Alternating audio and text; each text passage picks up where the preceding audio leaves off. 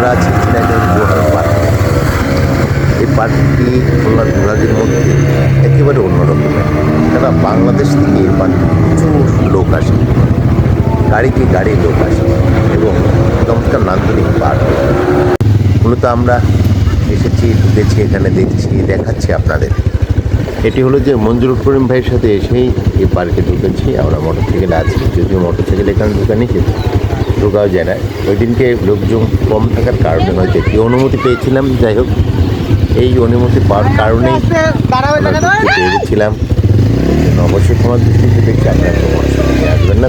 যাই হোক, আপনাদের দেখাচ্ছি এখানে স্পিড বোর্ড আছে, যার পাশ থেকে ঘুরে দেখার ইয়ে আছে। ওই পাশে দেখুন মাঝখানে আমার যাওয়ার রাস্তাও আছে, ব্রিজ আছে, সেগুলো তার ভিতর দিয়েই কিন্তু আমরা যাই, যদিও আমি সেখানে যাই। তবে আপনাদের দেখানোর জন্যই এই কাজ করেছি।